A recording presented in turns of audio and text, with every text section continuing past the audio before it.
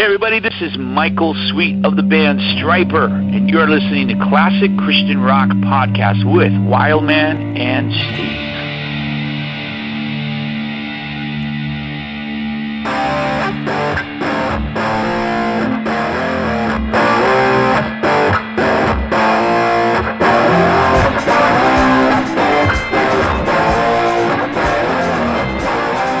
Hello, everybody. We want to welcome you once again to the Classic Christian Rock Podcast. You can find us at ClassicChristianRockZine.com.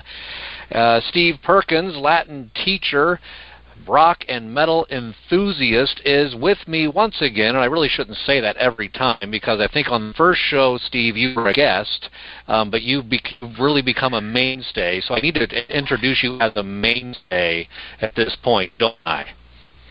Yeah, I think so. From my perspective, Wildman, you do what you do. You know what I'm saying? You do whatever, man. Well, everybody's wondering, how do you say mainstay in Latin? Okay, you know what? You're going to ask me a Latin question every single time. You, sir, are simply crazy. In fact, you're crazy like a fox. Oh, you know what? That's what I love about you, Steve, and listeners, Steve knows how to do this. The segues are amazing that Steve can come up with. What he's getting at, folks, is we are very excited today because we have a tremendous musician, guitarist with us today. The lead guitarist for Stryper is with us, Oz Fox. And not just Stryper, but I would say Bloodgood and all the other projects he has as well. How are you doing, sir? Welcome to the program. Thank you very much for having me on.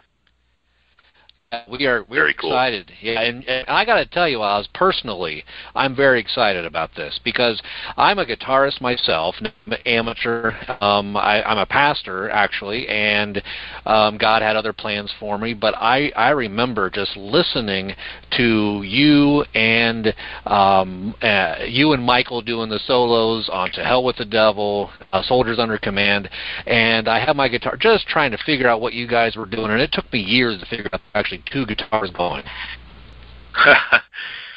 Well, hey, I'm glad we're able to, make you enthusiastic about playing and stuff. So yeah, absolutely. Yeah, it brings about some determination there.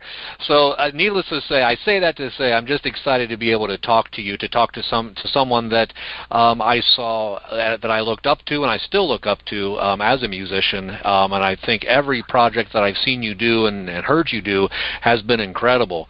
One of the questions that our listeners always like to know, Oz, is, we see you on stage. You've been doing this for many years. Can you take us back to the beginning and tell us how you got started in music and guitar playing in the first place? Oh boy, that's a loaded question. Here we go. Well, obviously, I came from a family of musicians, and nobody was really professional. Everybody was more or less just kind of they would play out of enjoyment. Both my grandfathers played guitar. I had a lot of uncles that played guitar. My dad was a conguero, which is conga player, played conga drums. Oh wow! And the funny thing about my parents, both my parents, my mom and my dad, they both had pitch in their voices. They could sing pretty well. I remember as a young kid hearing my mother singing while she was doing dishes or doing housework, and it wasn't anything that I was surprised at as a young kid. But later on, as I got older, I've realized, wow, Mom had a great voice. And the same with my dad. My dad he had quite the voice as far as pitch wise and singing along with songs, and they never pursued it. They just kind of thought. I think they just did it out of whatever you do when you're doing something, you start singing, along with it, or out of the top of your head or whatever. So I never really paid any attention to it as a kid, but both my parents they loved music, And my father was more of a jazz fanatic, where my mom was more on the pop side of things. And so between the two of them, I really got a lot of influence from them growing up, from the time from the time I could comprehend music and sing along with songs. And so the farthest back I can remember was listening to my dad play records. I was probably a toddler. He was playing stuff like Dave Brubeck and Cal Tjader, and just all this stuff that it was embedded into my head from the time I was born. And then my mother playing Frank Sinatra, Tony Bennett, if I can think of Barbra Streisand, all that kind of stuff was alive in our house. I guess as a kid, I would hear all this music, and especially when my mom had one of those old Magnavox turntables that would drop records down, and it would play a whole LP 33 speed record, and then it would drop another one down and play another LP. It was like constantly playing music, almost like having iTunes, but it's vinyl. And I would be sitting there as a kid.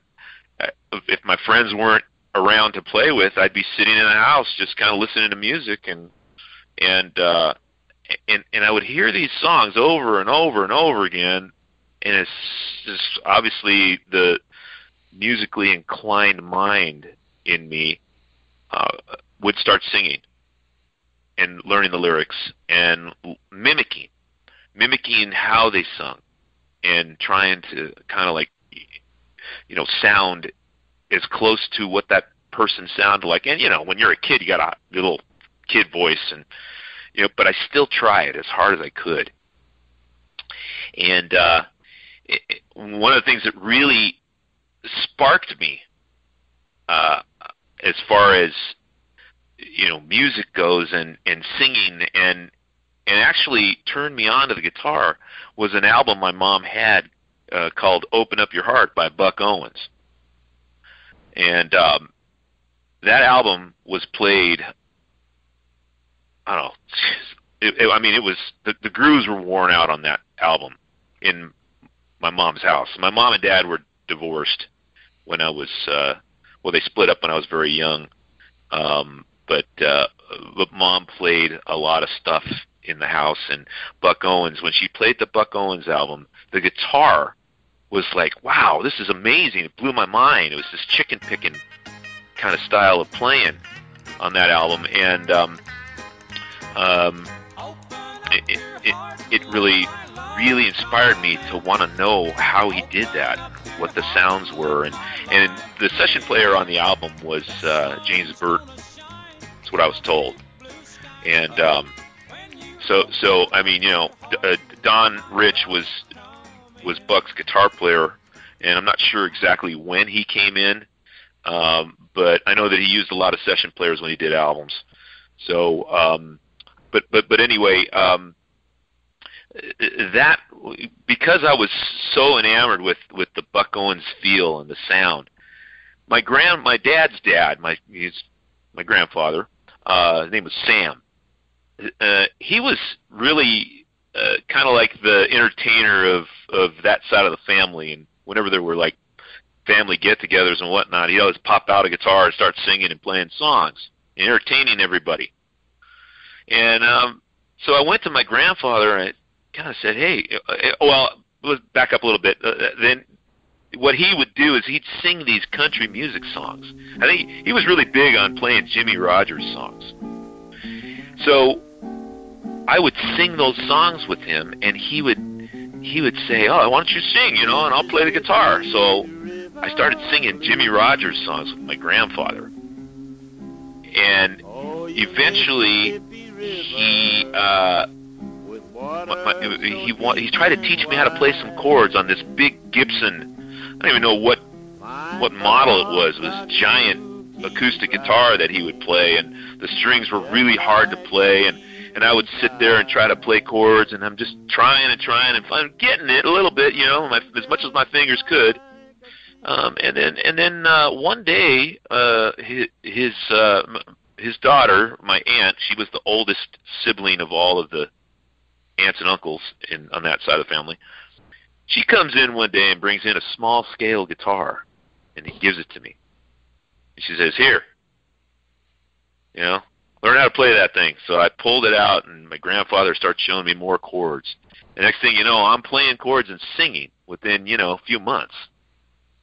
And so then I brought the Buck Owens album to my grandfather, and I was like, Can you help me learn some of these, Grandpa? And he started figuring them out himself, and then he taught me some Buck Owens songs, how to play and sing. And so that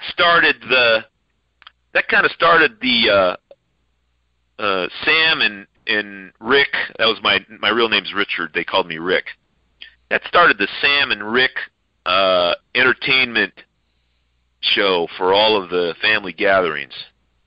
And I would sit down and I'd play and sing with my grandpa. He'd play along, and sometimes he'd sing or I'd sing or whatever. We'd switch off.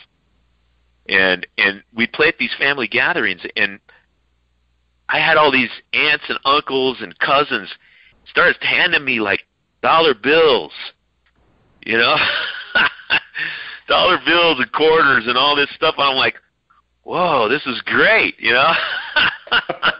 When are we going to do this again?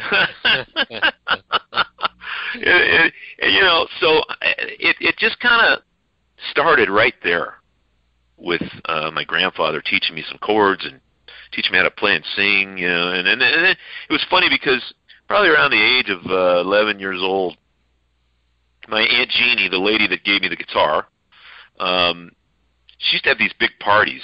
Aunt Jeannie was kind of a boisterous kind of lady. She owned a lot of bars, and she knew how to throw parties and stuff. And if it wasn't a month go by without a party at my Aunt Jeannie's house. Well, she had this one time. She had this party, and she always hired this one guy to come in and play piano. And he had this.